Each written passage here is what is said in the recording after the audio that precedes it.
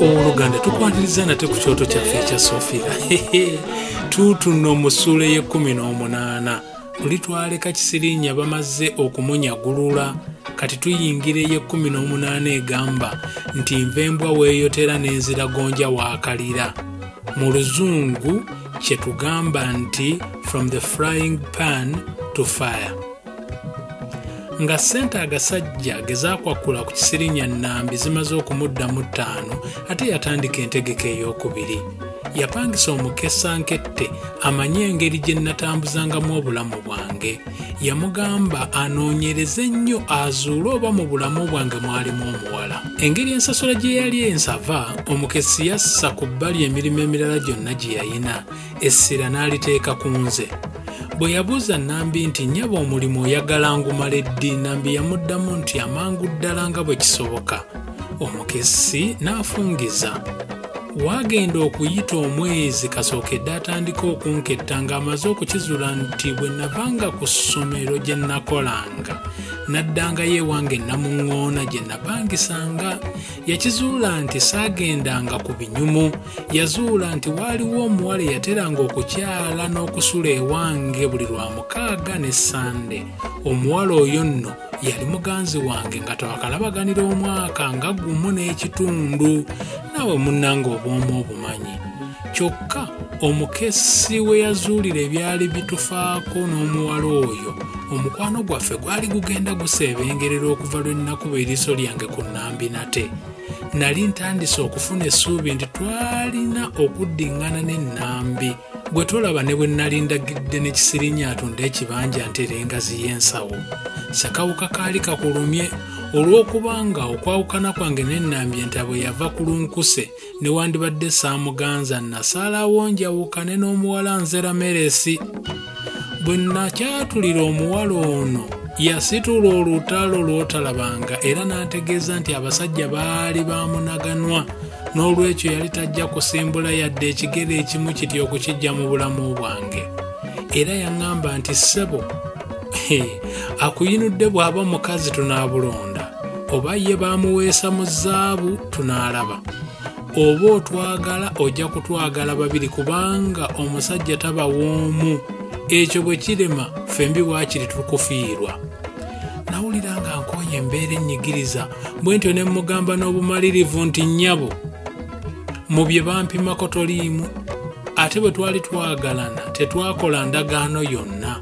Oba omukazi yakungobesa oba ki, ebyo tebikukwatako. Ekikukwatako kye kino nti neesonyiwa omukwano gwo gumpeddemu ate sirina gye ŋŋenda kugugula, kugulima, kugusuubula, kugwewola yadde okugweyazika. Guweddewo be pepepe. Omuwala bw'awulira ebyo n'amanya nti nali sisiika binyomo. Yakuba omulanga era n'atontoma ebigambo bingi nga n'okukolima takusudde ebbali. Nzijukira nga yanneewerera okuntambulirako nga bwe kisoboka.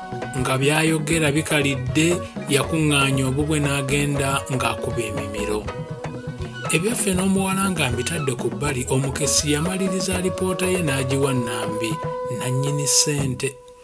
Ne Nambi olwafuna alipoota n'atandika enteekateeka ze ez'okunkaabya akajiijiiri mu butongole. Anti tereera nkuteereka ejjinja. Nambi yasalawo ayite mu Nzera asobole okutuukiriza pulaani ye era akawungeeza akamu Nzera gw'otayise naye abaava okwegulirako okuzza eri omumwa. Omusajja omuyimbulukufu n'asembera okumpi n'amugamba nti nnyabo nina ddiiru efuna kiralu. Ko Nzera nti tongwirako ddalu, ogenza okulaba nga nfaanana okugoba ddiiru. Koli nti ng'oli mukambwe simanyi olya ku nnumba, naye obw'obukambwe tebukuggyako bulungi bwo. Maama nga walungiwa. Waliwo omusajja yenna eyali yeevuddemu n'akwatulira nti you look very beautiful. Abakyala abamu nga bwe banyumirwa ennyo okuwaanibwa, Nzera yatulika n'aseka. N'oluvannyuma nga yeemoola n'agamba omusajja nti mbulira gwe ebya ddiiru ndyoke ndaba obwompaana waana ebitaliimu mbu bulungi. Maama nze kibijjigiri. Bayita abalungi nga nange ensembera. omusajja yamwenyaamu anti akatego ke kaali kakwasizza. Baakyama mu kifo ekinywerwamu ekyali awo okumpi, ng'eno bwe booza ku mimiro ne kasooda, omusajja yalambululira Nzere ensonga. Omuwala bwe yawulira ebyo amugambibwa yasanyuka nnyo okulaba nga Katonda yali amugonnomoddeko omukisa omunene gutyo, mbw anti kasooka mwepankirako yali afunye engeri y'okunneesasuzaamu ng'asasulwa. Nga bamaze okuteesa ssente, Nzera ze yali ow'okuweebwa, omusajja yakka ekasawo n'aggyamu akavangata ka ssente n'abalako empapula nga ziizo n'azikwasa Nzera nga bw'amugamba nti, ndowooza maama olabye nti awavudde ezo ze nkuwadde wasigaddewo endala. Wekola mulimo gwo bulungi, ennaku ojja kugyerabira. Ng'olunaku lw'otayise naye lwanandyamu olukwe lumaze okukkiriziganyizibwako, baayawukana. Gw'otayise naye yagenda yeewuunya engeri omusajja gye yamanyaamu nti yali muganzi wange, wabula ssente nga bw'ogimanyi, ekyo yakiggyako ebirowoozo n'atandika okulowooza ku ngeri gye yali agenda okusaasaanyamu obugagga obupya obwali bumutomedde. Ng'amaze okwawukana n'Enzera, omusajja ye yaggukira wa Nambi n'amutegeeza byonna, wabula bwe yali annyonnyola Nambi, omusajja yamugamba nti, omuwala ndabikidde ng'obwongo bwe obuliko akatuli, oba ŋŋambe nti bwewunzise kubanga engeri gy'abadde addamu ebibuuzo bye mubuuzizza nsigaddemu akakunkuna. Kino kyakanga Nambi, era engeri gye yali omumalirivu okutuukiriza ebigendererwa bye, yasalawo ategekeyo akakodyo akalala ke yatuuma Mutalemwa singa ak'omuwala oyo kagaana okukola obulungi. Kaali nti singa omuwala alemwa okunteeka mu za Nambi 5 waakiri omutujju anzigye mu budde. Akakodyo ako ow'omukwano Nambi ke yayita Mutalemwa. Waayita ennaku nga 2 olunaku lwabwe mulindwa ne lutuuka. Lwaki annonga ennaku endala zonna bwe zikya? Awo nga mu ttuntu mwana muwala Nzera yeezigula bulungi n'ayolekera erijje wange. Oba yali mmindi, kubanga ku lunaku olwo nava mangu ku mulimu ate nga si yateranga okuba enkola yange. Okuva ku makya g'olunaku olwo nalinamu ekiyongobero, n'olw'ensonga eyo nasaba omukulu w'essomero n'enzirayo ewange ngalamireko. Ngenda okutuuka eka bwe njerula nti olujja gye nakuba amaaso nga ku Nzera yeetuumye awo ku kifugi, nga n'akamwenyumwenyu kamwetimbye ku matama. Namuyitako kuutwe ne nzigulawo oluggi. Yalinga omuwendule anti yanzigira ku mugongo. Nga tutuuse mu ddiiro namubuuza ekyali kimuleese, nga bw'aluma enjala ze yantegeeza nga bwe yali azze okunsiibulako akasembayo. Namubuuza nti, ng'onsiibulako ki?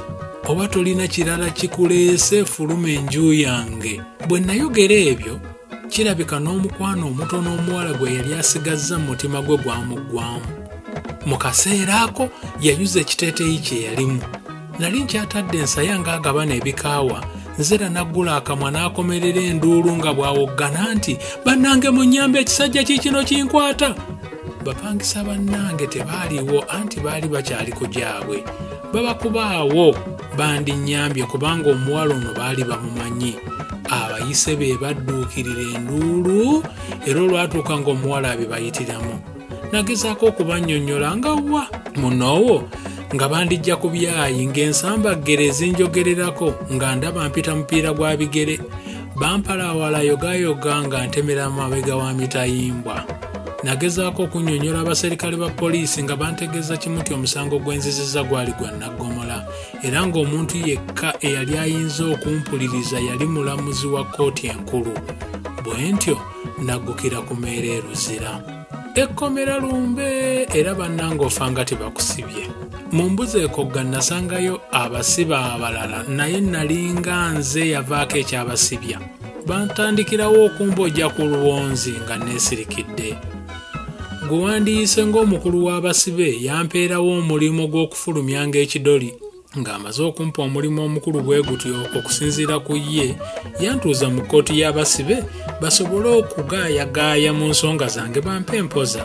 Kkooti we yayabukira nga bamaze okumpa amagezi ku musango gwange n'okunnyongera omulimu gw'okuyonja akaduukulu okumala wiiki nnamba, ng'ogwo gwe gwali omutango omulamuzi oyo gwe yansalira.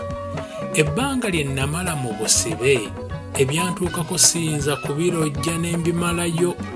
Ebimu bwe mbikunyumiza kiyinza okukubeerera ekizibu okubikkiriza ate nga n'ebimu toyagala kubiwulira.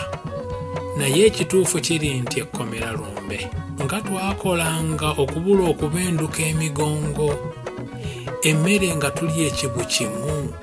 Ebe nno emmere naye maama biri ebikalu bitaaka byennyini. Ow'embuya naye teyayosanga kutuyitako.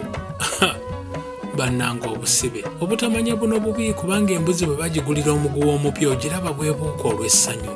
Olunaku olw'okusalirako omusango gwange mu kkooti enkulu bwe lwatuuka nasanyuka nnyo kubanga ne wandibadde ebyali bigenda okuva mu musango nali sibimanyi, naye ekkomera lyali lintamye. Ate nga n'omu ku bannange bwe twasulanga nabo ku mizigo yajja mu kkomera n'anningizaako era n'antegeeza nga bapangisa bannange abalala bwe baali beekozeemu omulimu ne basonda ssente ezaali zibasobozesezza okumpangisiza puliida.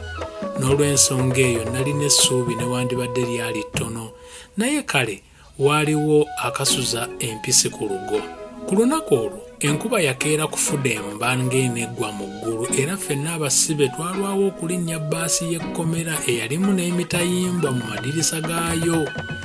Ng'esammuseemu mu kwerinda okw'amaanyi twayingira bbaasi ne twolekera kkooti tugende tugolekanye ne nannyini buyinza omulamuzi eyali ayinza okutuzza mu nkomyo obulamu bwaffe bwonna oba okutwejjeereza emisango gyaffe.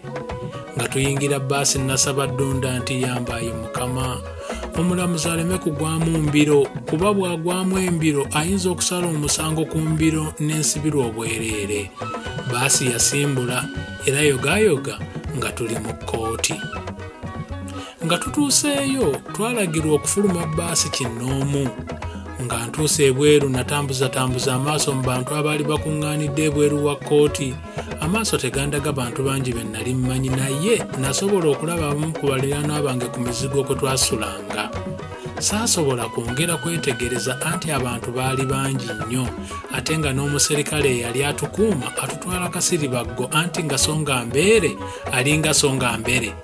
Era ddala nga tugenda kiyumba anaagwa bwe tutyo ne twesogga kkooti eyali ekubyeko obugule. Abooluganda, ako ke katabo ekuba omunaku akawandiikibwa Robert G. Mukasa. Kakomyawo. Kati jjukira nti omuwandiisi ono akatabo yakawandiika kadda nnyuma. Okusobola okugatta obulungi olugero luno olina okuddayo okuwuliriza oba okulaba akatundu akasooka ak'akatabo ekuba omunaku, awo n'olyoka ogatta bulungi olugero luno. Mwebale okuba abawuliriza abalungi. Wiiki eddako tugenda kutandika akatabo akayitibwa Sinbad omulunnyanja. Akatabo kano kawandiikibwa mu Luwarabu ne kakyusibwa ne kateekebwa mu Luzungu, kyokka ate ne wabaawo Omuganda n'akakyusa n'akateeka mu Luganda. Kaakati omukulu oyo Sinbad yali mu lunnyanja tugenda kuyita mu ngero ze n'ebyamagero n'ebisoomooza bye yayitamu. Tukusaba share, like and subscribe. Mwebale nnyo, mwebalire ddala okuwuliriza ekuba omunaku. Bwe tuba tulina kye tuyizeemu twebaza nnyo omuwandiisi.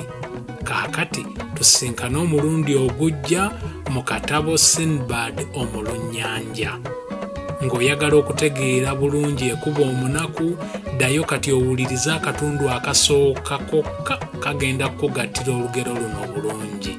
Akuume nnyo, atakuumira mpeera, ate awangaale nnyo omuteregga. Kaneno kanabiri kafumba mwanyi, katakonkome mbalangajja, kanakwalo fungobya.